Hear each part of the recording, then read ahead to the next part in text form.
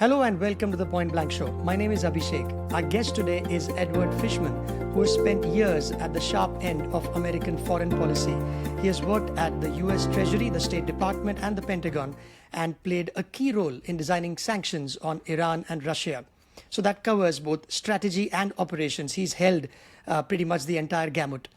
He teaches at Columbia University and has written an excellent book on how economic power actually works in the real world. Chokepoints, American Power in the Age of Economic Warfare is a New York Times bestseller. It has rich reporting from the rooms where decisions took place, sometimes in real time and often by people who improvised under pressure. Eddie has a BA in history from Yale, an MPhil in international relations from Cambridge, and an MBA from Stanford. Thank you very much, Eddie, for joining in. Abhishek, thanks so much for having me on the show today. Thank you. And from those credentials, I can't help but ask you this, is you must have been an annoyingly good student at school and college. How did your parents keep you grounded? We've got a beautiful tribute to them in the acknowledgement section as well. But I'm really curious to know, how was it growing up with your folks telling you what to do? Thank you. And I appreciate that. And look, I think writing the acknowledgements was actually one of the most fun parts of the whole process of writing Chokepoints, because you finally get a chance to thank all the people who've helped you along the way, and my parents definitely are at the very top of that list. So I think I benefited from my parents in a handful of ways. I think they were the types of parents who really led by example. They were actually remarkably laissez-faire in terms of allowing me to follow my own interests and giving me a lot of freedom. I think a great example is that actually the summer after my junior year in high school, so when I was 16 or 17, they allowed me to live by myself in Washington, D.C. and do an internship as a researcher there. Now that I have kids, I'm not so sure I would allow my 16-year-old son or daughter to do that. Really, there's sort of two other ways where they helped. I think one is, my dad was just always the type of person who had a very clear sense of priorities. And I think that was something that really bled off onto me, where, it was, he worked extraordinarily hard in his work, but he was at every single basketball game, every single school event that I ever did. And I think that was helpful for me, especially trying to keep my priorities straight. Writing a book like Chokepoints, it could be very all-consuming, but I knew that I would resent the project if, I wasn't spending enough time with my family as well. So I think I credit my dad for that. And then my mom, she's always been someone who loves literature and writing, and she's a fantastic writer. And so I really credit her in many ways for sort of developing that instinct in me as a kid. So when I look back at sort of the process that led to writing the book Chokepoints, I really credit my parents in all respects for making it possible. Yeah, and you write that your dad taught you self-discipline, to quote you from the acknowledgements. How did that translate in day-to-day life as a kid growing up? And you have two kids, very young kids, is what we learn from, again, the acknowledgements bit. And before we go into the book, which is a user-friendly account for a layperson to read about a very difficult subject, that would also require a lot of discipline. So can you go back to when you were 5, 6, 7 years old, and how did that translate in day-to-day life? Yeah, look, I think with that too, in some ways this goes to almost a more laissez-faire approach. Like some parents, I remember my best friend, who's my next door neighbor, he was enrolled in a lot of classes. It was, doing violin class and, basketball and stuff like that. For me, when I decided I wanted to do something, my parents would give me the resources I needed. So, when I decided I wanted to learn music, they bought me a guitar.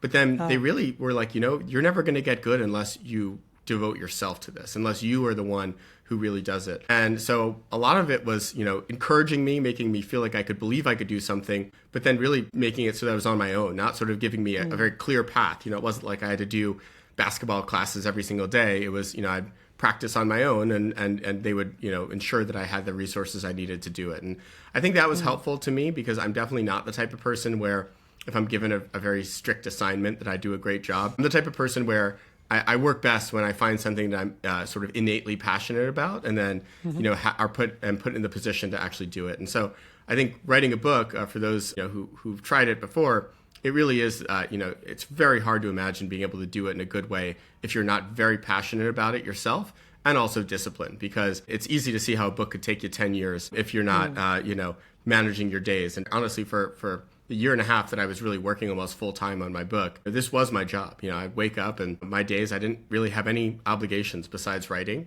And so you do have to manage it with a little bit of discipline.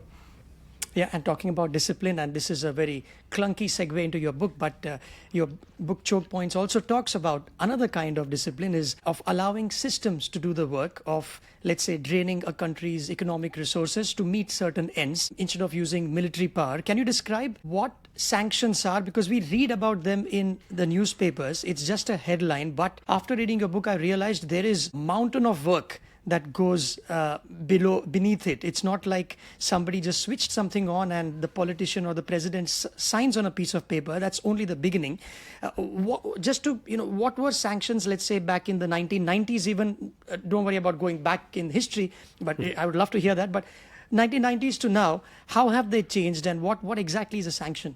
Yeah, I think that's a great place to start, Abhishek, because there really is this massive change that happens in economic warfare writ large from the 90s to the 2000s, right at the turn of the 21st century. As you sort of intimated, economic warfare has always been a way that countries compete with one another, right? You go back to the ancient world, you see examples of sanctions. You see, sanctions during the Napoleonic Wars in the 19th century, and of course during World War I and World War II. But to understand what changed, I think it's important to look at what sanctions look like right in the 90s, on the brink of this new era.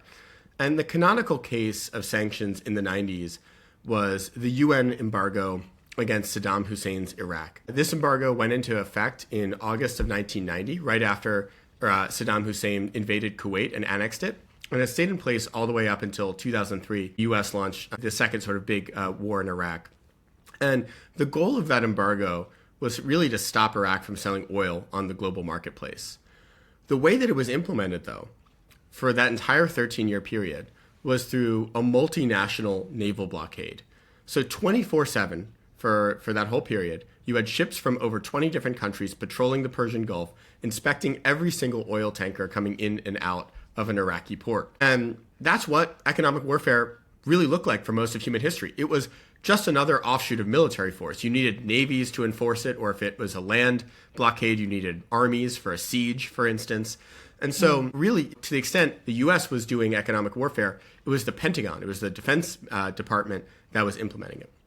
What happens in the 90s is you also have this period of hyperglobalization. Cold War ends, China, Russia, other countries that had been sort of on the periphery of the global economy enter the dollar-based financial system. They enter transnational supply chains.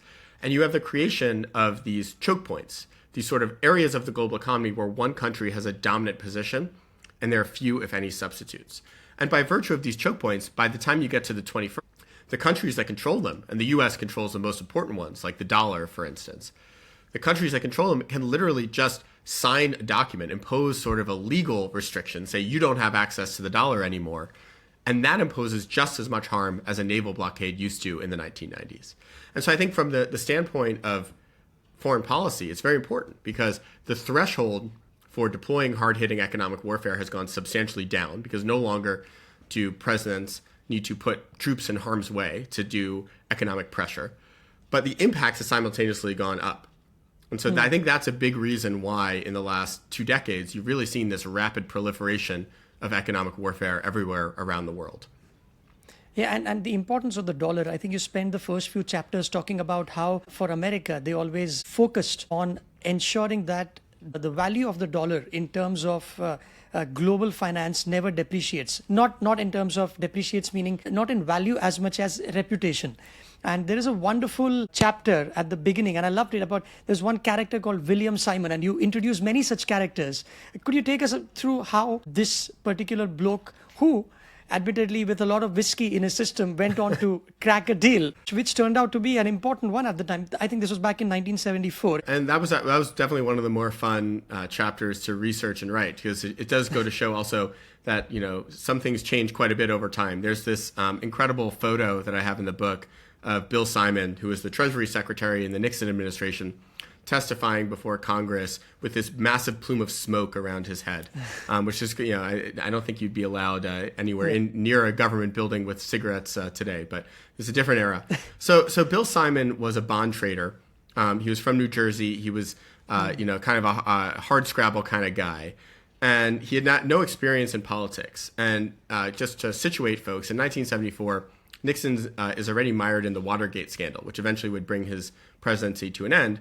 And so he sort of, has very little political credibility. And, I'm sure there wasn't a line of very important people lined up ready to be his Treasury Secretary. And so it was in that context that he appointed Simon as the Treasury Secretary.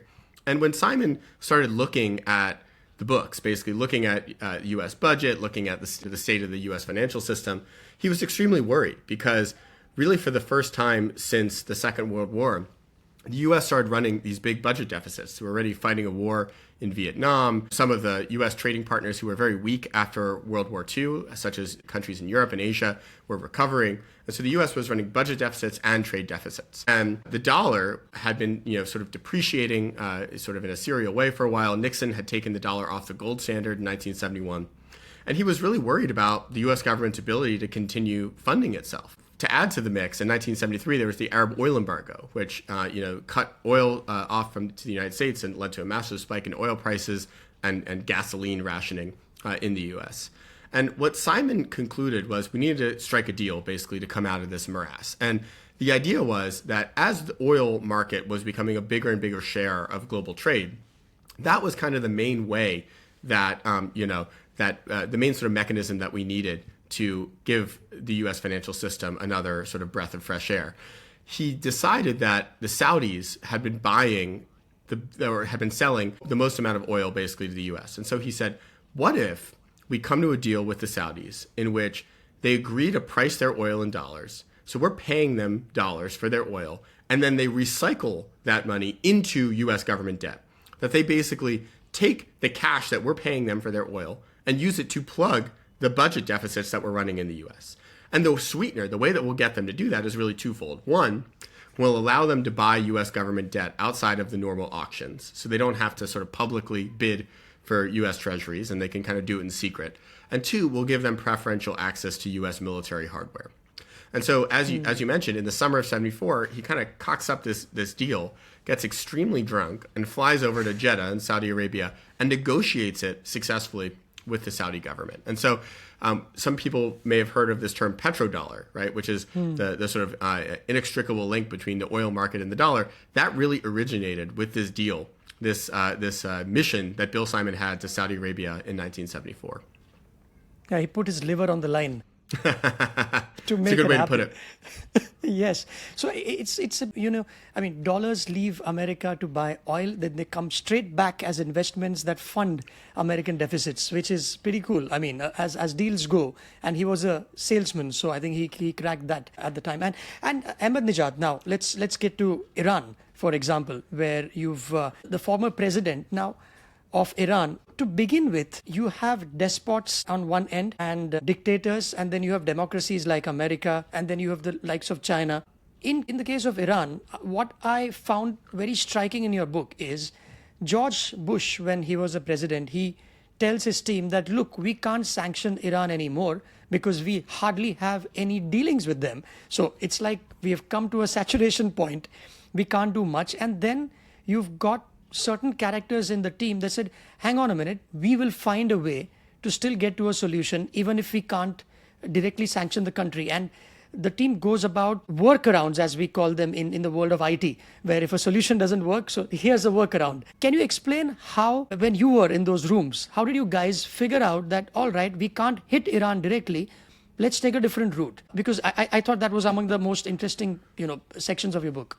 Yeah, look, I mean, the Iran situation is really the origin of modern economic warfare. And just to sort of situate listeners, this is in 2005, so right after George W. Bush was reelected and started his second term. In Iran, they elect a new president, a guy named Mahmoud Ahmadinejad, who's a populist hardliner. And the first thing he does after being elected is to restart the country's nuclear program and really accelerate their nuclear enrichment. This puts the U.S. in a very awkward position because at the time, the U.S. is already fighting two wars in the Middle East, one against Afghanistan and the other against Iraq. And the war against Iraq explicitly was to try to prevent Iraq from getting nuclear weapons, basically to get rid of a nuclear weapons program that was proven not to exist. And so all of a sudden, the U.S. is fighting a war against Iraq to try to get rid of a non-existent nuclear weapons program. And the country right next to Iraq that's bigger, more powerful than Iraq, namely Iran, actually does have a serious industrial scale nuclear program. But there's no political appetite or resources, frankly, in the U.S. for yet another war in the Middle East. And so Bush is asked on one occasion, why don't you sanction Iran? And at the time, the U.S. had already had a trade embargo. We weren't buying anything from Iran. We weren't selling anything. And the idea of doing sort of an oil blockade like we did against Iraq in the 90s wasn't really on the table because the UN wouldn't have supported it. And again, we didn't want to, potentially go down the path of military action. And so Bush basically says, we're out of options. We've sanctioned ourselves out of influence with Iran. And when he says this, there's a gentleman in the U.S. government named Stuart Levy, who's the top sanctions official at the Treasury Department, who hears Bush say this, and he kind of takes it as a personal challenge. And he says to himself, this is my job. I need to think of something. And there's one day, he's actually having breakfast in Bahrain at a hotel, when he's flipping through the Financial Times, and he reads an article about a Swiss bank that has cut ties with Iran of its own volition.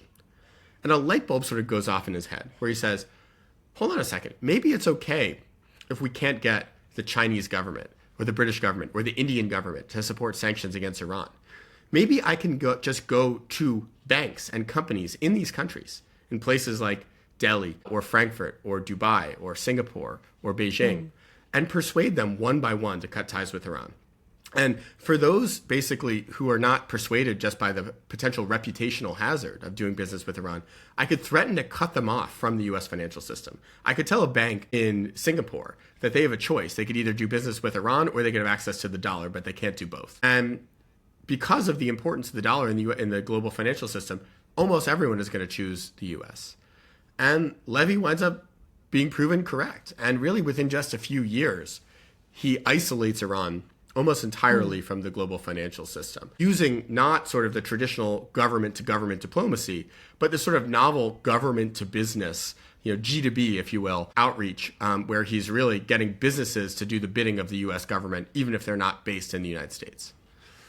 Yeah, and it's even if the governments don't agree or wouldn't agree to America telling them to bend to their wishes because, why is it America's business to poke their noses in our countries is what they might retort. But the whole idea that I think you also write that if a bank lends money to Iran, and if by some reason America finds out that that money was used in enrichment of uranium, then they would come down hard on that bank. And bank said that, hey, it's not worth the risk. We aren't making enough money with Iran, so may as well stay away from them. So that is how Levy cooked the whole scheme up. But what I found interesting was, again, there was a lot of work. He had to fly to these countries and sit down and explain the whole thing. So it's like before it came to a boil, there was a lot of work, slowly simmering. And then I'm sure the word of mouth would have passed that a Frankfurt guy would have called somebody else saying that, hey, you know what, we are competitors, but we may as well stop doing this. That's exactly right. And that's a big reason why I do go into so much detail in the book Chokepoints, because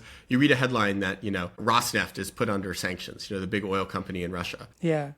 But that in and of itself, that's just one step, right? In order to make that impactful, you actually need to show up in these other countries, right? In the case of Rosneft, this is of interest to India because, there's, with the purchases of Russian oil, if you're going to make that real, you need U.S. officials to be doing backroom diplomacy, not just with the Indian government, but with Indian oil refineries and banks who might be exposed to these sanctions. So, I can speak from my own personal experience.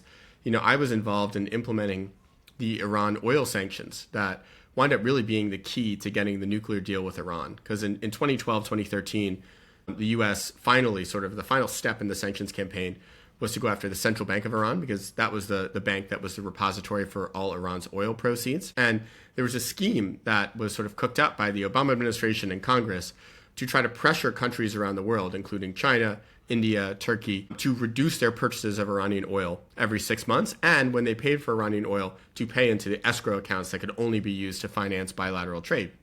Well, in order to do that, it wasn't enough just for us to write this policy in Washington and put it out.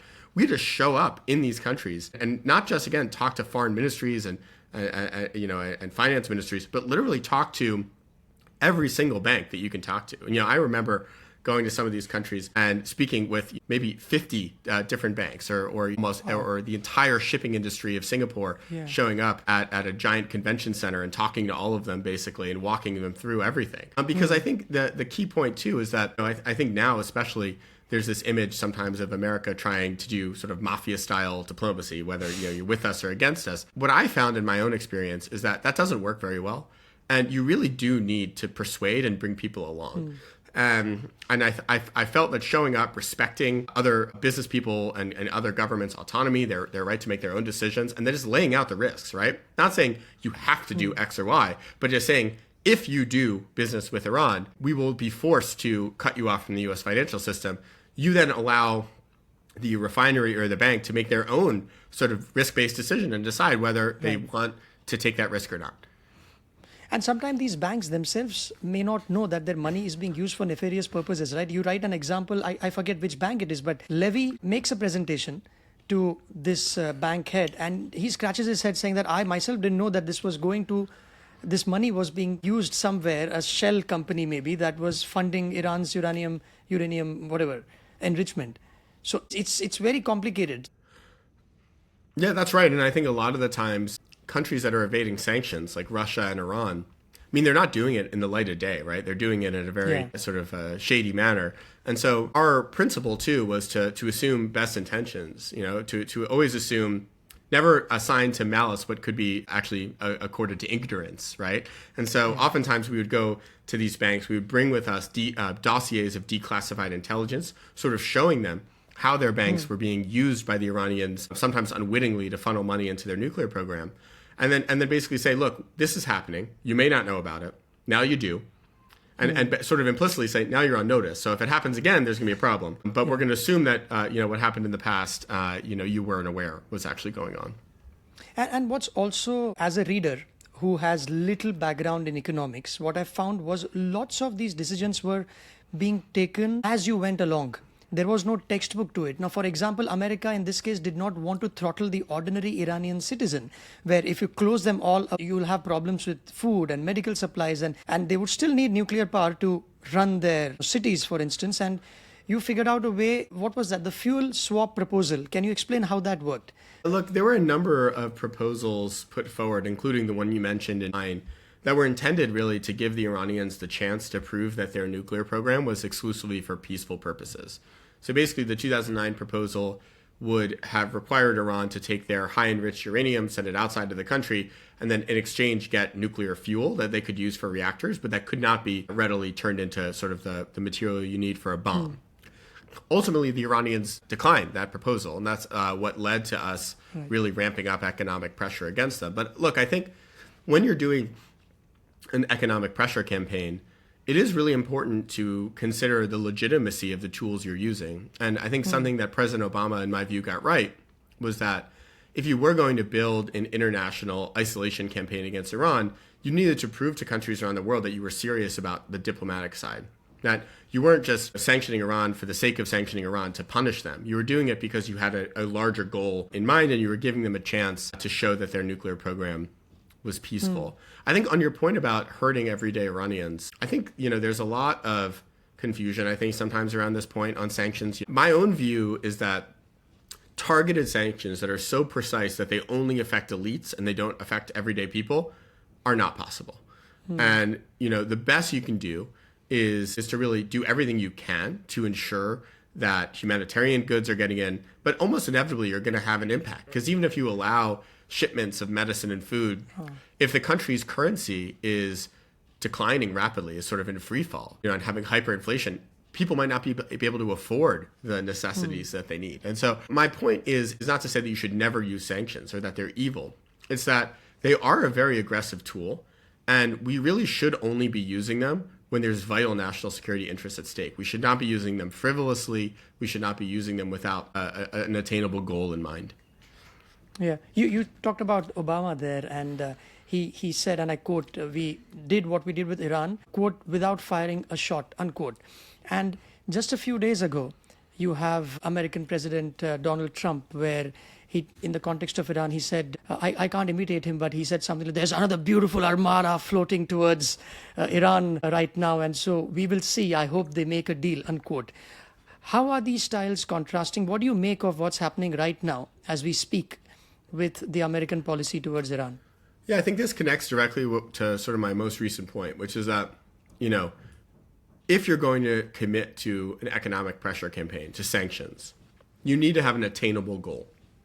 Because while sanctions are very powerful, particularly when imposed by countries that control these choke points, so like the United States or China, and there are a few others as well, they're not all powerful, right? The track record, for instance, of sanctions accomplishing regime change is very poor, right? There are certain goals where you're not going to achieve them unless you're willing to actually use military force. My own view with sanctions against Iran is one of the virtues of the initial strategy that was put in place by George W. Bush and that was really seen through to its conclusion by Barack Obama was that the sanctions were narrowly targeted at Iran's nuclear program. There was a realization that you weren't going to use sanctions to change the Iranian regime. You weren't going to get the Iranian regime to swear off their Islamic ideology or that they were going to stop supporting groups like Hezbollah or Hamas, but maybe you could stop them from pursuing a nuclear weapon. And that's what we got with the nuclear deal in 2015 with Iran, right? It didn't fundamentally change Iran. There was no allusions to that. But it did, in my view, put a substantial limit on in terms of what they could have with their nuclear program. In 2018, when Trump comes in, he decides that we actually could have gotten a better deal, that sanctions were so effective that if he did maximum pressure, maybe we wouldn't just get a nuclear deal, we would get a deal that fundamentally changes Iran. And that was the bet he made in 2018 when he pulls out of the nuclear deal and it starts his maximum pressure strategy. Well, we all know what happened. Iran's economy did suffer yet again, although not as bad as it did during the Obama administration. But what did they do on the nuclear side? They restarted their nuclear program. And by the time Trump came in 2025, they had 1,000 pounds of high enriched uranium, way more nuclear material than they ever had in the past, enough for 10 nuclear bombs. And so in some ways, the Israeli and U.S. strikes on Iran last year, which targeted Fordal, which was their major site for high enriched uranium, as well as Natanz and several others, was sort of the final verdict on Trump's maximum pressure strategy, was that it didn't work, right? That he basically tried to accomplish something with sanctions that he couldn't accomplish. And I think that's the risk you run into with economic warfare, is that if you set a goal that's not possible with sanctions, in some ways it'll be a slippery slope into the use of military force. And for what it's worth, Abhishek, I think the same pattern has just played out with Venezuela too, where Trump, during his first term, said, we're going to use maximum pressure sanctions to push Nicolas Maduro out of power. Well, he came back 8 years later, and Nicolas Maduro was still in power. And he realized that the only way to get him out was to actually use the military. And so I do worry that if you're not pragmatic and realistic about your goals for economic warfare, you wind up fighting more real wars. And these economic warfare is like slow death, isn't it? Sometimes it might still take a while for them to start affecting the nation. You write about Russia, where Russia is different from Iran. You couldn't use the one-size-fits-all policy there, where while Iran was isolated from most countries, Russia is very much embedded. I think you write that Russia supplies 1/3 of oil and natural gas to Europe. So you couldn't just say that it has to stop supplying oil. How did the US go about sanctioning Russia? And obviously they're still invading Ukraine. So to an extent it worked, to some extent it hasn't so far. But how do you see Russia in the fray, and how did America go about it? Yeah, so I think 2014, when Russia first invades Ukraine and annexes Crimea, is really sort of this massive turning point in economic warfare. It's really the second big turning point after the start of the Iran sanctions in the mid-2000s. Because for all of the impact and significance of the Iran sanctions, Iran is still a relatively small economy. It doesn't have much macroeconomic significance. Russia, when the U.S. imposes sanctions on it in 2014, is the 8th largest economy in the world, bigger than all the economies under U.S. sanctions combined at the time. So there's 20 plus countries under sanctions. If you add up all their GDPs, it's smaller than just Russia's GDP. And so you start worrying in the U.S. government. And Jack Lew, who was the Treasury Secretary at the time, who I worked closely with, was particularly worried about if you were to impose substantial sanctions on Russia that sends Russia into a recession, would that then spill over into the European economy and maybe even into the U.S. economy? So you're not just worried about how do you penalize Russia, it's how do you do it in a way that doesn't have just as much blowback on us. And so in 2014, both the US and Europe were quite cautious with Russia sanctions. Instead of cutting off big Russian companies entirely from the dollar, we just sort of limited their access to US capital markets and technology. At the time, effectively the whole Russian economy was being financed by US and European financial institutions. They had $700 billion worth of dollar-denominated debt as of 2014. And so the idea was, let's not allow them to refinance their debt. Let's force them to repay it, in which case they won't go into immediate recession, but they won't be able to grow. So they'll know that the sanctions will kind of limit their growth over time. But what happens, Abhishek, is in the second half of 2014, the global oil price collapses from over $100 a barrel down to $50 a barrel. And so all of a sudden, the Russian economy does go into free fall, not intentionally, but actually because of the decline in oil price combined with these scalpel-like sanctions that we had in place. And in the winter of 2014, 2015, with Russia in this massive economic crisis, instead of pressing our advantage, European leaders like German Chancellor Angela Merkel and French President François Hollande decide that they're too nervous about the potential consequences of a Russian economic collapse. And so that's when they seek a ceasefire deal. That's when they negotiate this Minsk ceasefire with Putin and the Ukrainian President Petro Poroshenko in February 2015. And just a few months later, Germany signs the Nord Stream 2 pipeline deal with Russia. And I think the unfortunate consequence is that Putin takes away two lessons from that episode. The first lesson is that, wow, the West really has substantial power over my economy. I'm very worried about this power. But lesson two, which I think is the more problematic one from where we are today, is the West lacks the backbone to really prosecute an economic war against me. Because these democracies in the West, they're so decadent, they can't even take a small risk of economic problems to prosecute an economic war against me. And I think that's why fundamentally Putin underestimated the threat that Biden and other leaders put in place in 2021 and 2022 about more sanctions, and still decided to invade Ukraine with all of the horrific consequences we're living with today. Right. And other countries, you can't expect, I think that it's been in the news. Our foreign minister has often given interviews to Western journalists when they question him about morality. Why is India buying Russian oil? And his response to that is, listen, nobody questions when a European country buys it, and India is now flourishing, much like other quote-unquote developing nations from a few years ago, and we have the right on that Russian oil. But then America came back and said, look, we will slap punitive tariffs on you, which they did, until you stop buying Russian oil, or at least reduce the quantum, which as of about a week before we record this, we had an American, I'm forgetting his name, I think it was Scott Bessent, who's the US Treasury Secretary now. He said that, okay, we see that you are reducing your consumption from Russia, and we will remove that additional 25% tariffs that we are levying on you. Now, are tariffs also a form of sanctions? Because obviously America can't put a gun on India's head and saying that you have to stop buying Russian oil, because it's not legal to do so. But at the same time, America says that, hey, if you don't do it, you will have to pay a price because of what's going on in Ukraine. Well, tariffs are certainly being used as just another form of sanctions by the Trump administration, and we can get into that. But before we do, I just want to touch on your point about India, because in some ways I do empathize with the perspective of the Indian government, mainly because for the first 3 years of the war, so from February of 2022 through January of 2025, the position of the U.S. under the Biden administration was that India should buy Russian oil, because the concern about the sanctions was that they potentially could reduce Russia's oil sales. And just by virtue of supply and demand, Russia's selling about 5 million barrels of crude oil on global markets every single day, and another 2.5 million barrels of petroleum products. If you were to all of a sudden cut that in half, you might not have taken economics, but supply and demand, if demand stays the same and supply goes down substantially, the price goes up by a lot. And all of a sudden you have a spike in oil prices that hurts U.S. consumers, that worsens inflation, which in the U.S. has been a real problem over the past several years. And the Europeans very early in the war in 2022 imposed an embargo on Russian oil. So they stopped buying oil in large part from Russia. And so it was mostly the oil that used to go to Europe that India started buying. And so India did it, in my view, the Indian refiners, because they were buying it at a discount. It wasn't because they were throwing some sort of diplomatic support to Russia. It was because the refiners could buy this oil at a discount, and they'd make bigger margins because they buy cheaper crude oil and then they refine it and they sell the gasoline at market prices and you make more money. The Reliances of the world, for instance. So I empathize because the Biden administration wanted India to buy this oil because they needed a market for this oil. They didn't want the oil not to go to the market.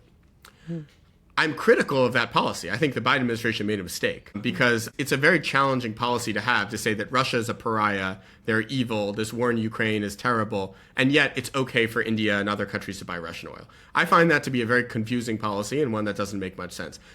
Personally, I think they should have taken the same approach that the Obama administration took to Iranian oil. And the approach that, India used to buy oil from Iran. And what was the U.S. policy? It wasn't to go to India and say, stop buying Iranian oil tomorrow or else. It was to say, if you continue to buy the same amount of oil as you do from Iran today or more, then we're going to have to impose sanctions on you if you're an Indian refinery. But if you reduce your purchases every 6 months, if you gradually wind down, so you allow a sort of normal, ordinary transition, then you won't be sanctioned.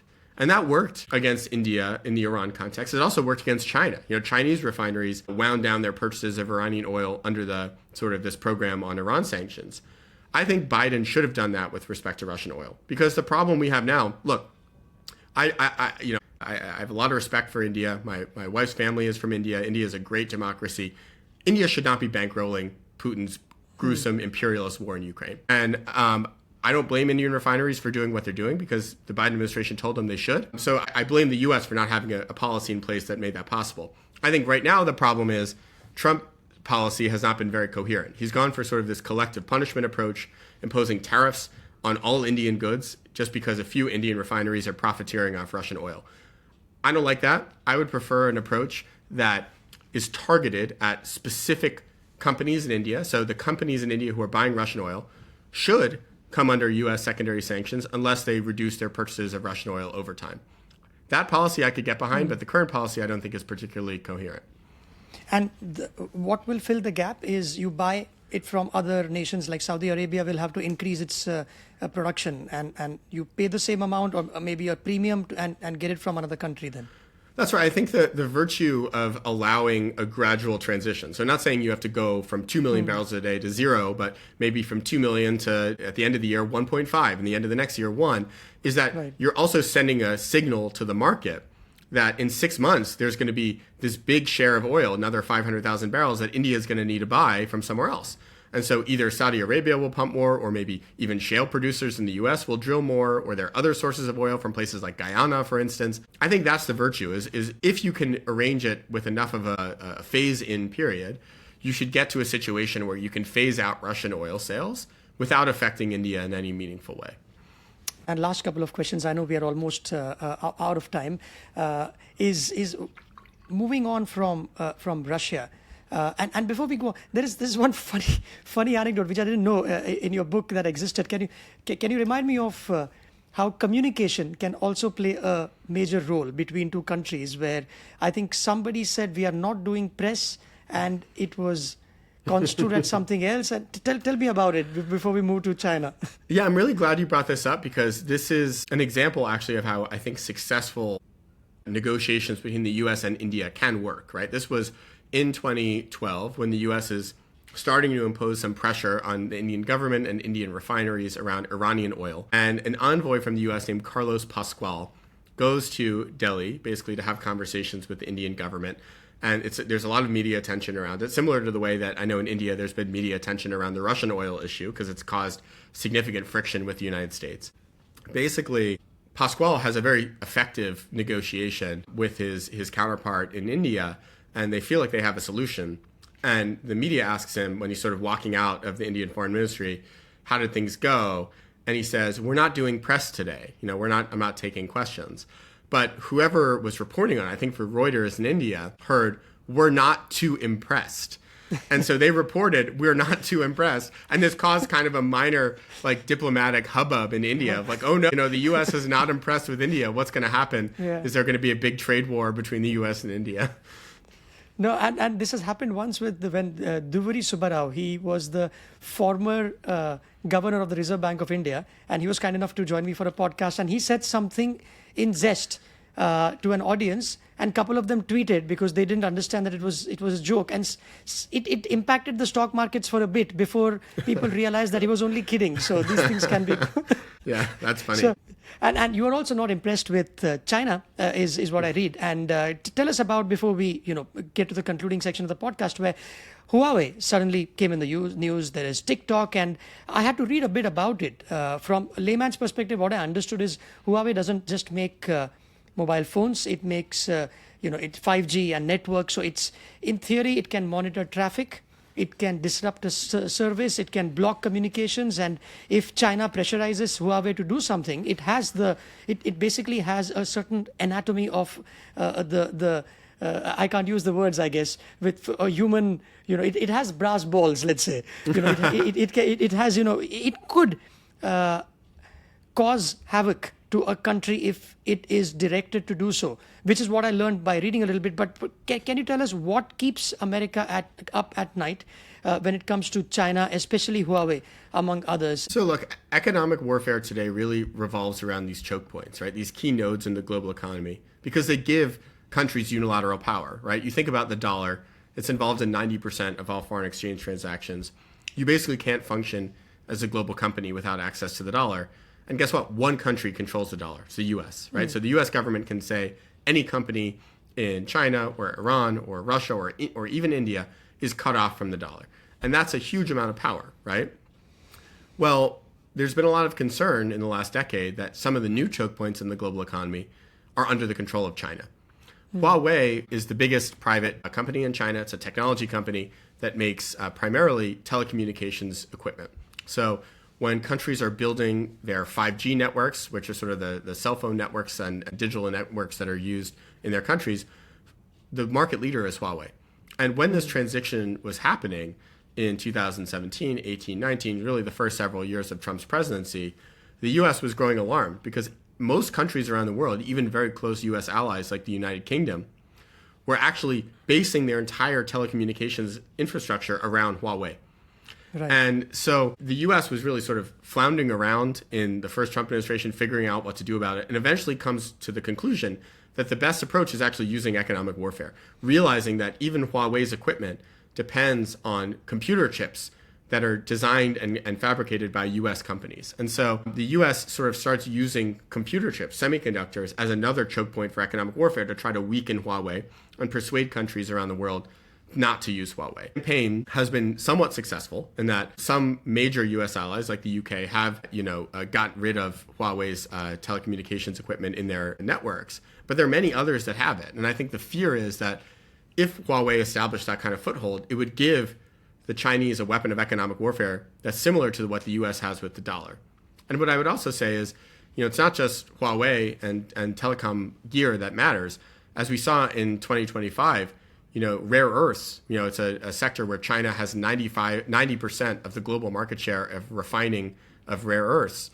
That could be a choke point too. And with the transition from fossil fuels to electrification, batteries, electric vehicles, these are areas where China really dominates. And so there's concern, I think, in the U.S., but also around the world. And the Indian government, I think, has been very on the ball when it comes to this threat when it comes from China. There's a big worry that as we transition to sort of new modes of economic development, that China could have choke points that are just as potent, if not even more so, than the ones that the U.S. has. And there will be another book where you can cover that as well. That's true. I'll have to learn Mandarin first, but then, yeah, we'll do yes. it.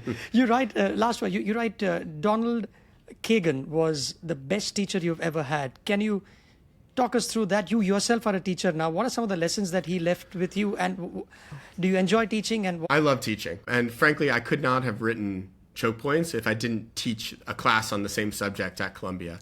And I've taught it now for the last 5 years. And a number of my best students actually worked with me on the book as researchers. And so I mentioned them in the acknowledgments as well.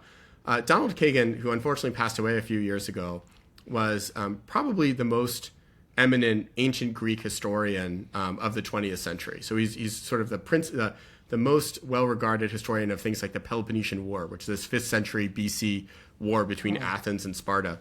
And I was lucky enough that during my first semester of my sophomore year in college, I took his lecture course on ancient Greece. And I didn't know anything about ancient Greece, but I was just captivated.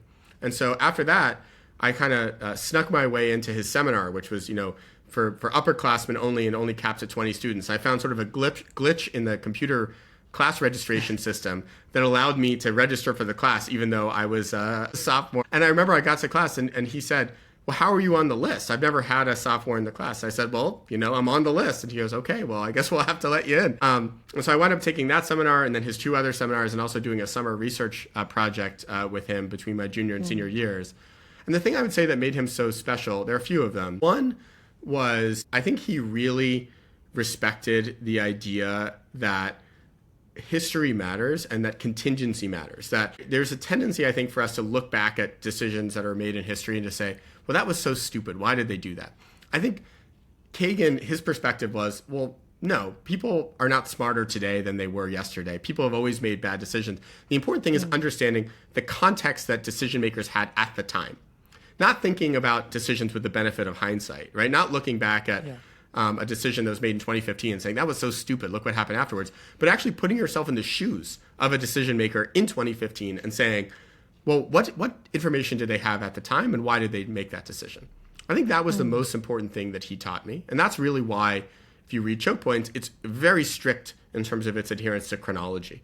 Because I also believe that, there are many reasons we could say, oh, George W. Bush made this terrible decision, or Barack Obama or Donald Trump made a really stupid decision. But then when you actually understand why they did that, you say, okay, well, I kind of understand it. And that also, I think, leads you to a better understanding. I think the other thing that he taught me that I completely sort of not only has influenced my teaching style, but I've effectively copied and pasted it for my classes at Columbia, is really to base my classes almost entirely on student input and discussion. To treat students as if they're not just, there to learn my own wisdom, but that they can reach their own conclusions, that we should discuss it sort of in a lively way in class. And so every single class, I have at least 2 students who write a short memo that's distributed to the class a week in advance that everyone reads. And then I basically spend the class sort of interrogating that student and broadening the conversation with everybody else. And I think being able to think on your feet and being able to sort of create your own sort of perspectives is something I really value, and I'm extremely grateful that I was benefited from Donald Kagan at a formative moment in my life.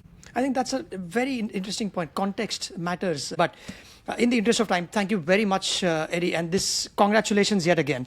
I've truly enjoyed reading the book. And I was talking to you before we started recording that there was a time when I was enjoying it over pizza, meaning it had some brilliant, twists, which an ordinary person could understand. You need not have an economics background to understand any of it. And I think the writing style as well, I have somewhere you write about how, I'll have to look this up, but American foreign policy is like a big aircraft where it can power through, but it can't, it's hard for it to turn and twist because it's that powerful. But I mean, the analogies, the metaphors are just very engaging. So congrats.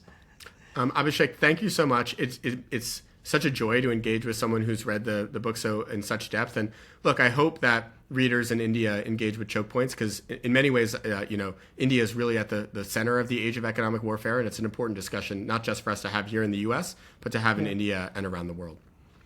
Thank you. Thank you so much, Eddie.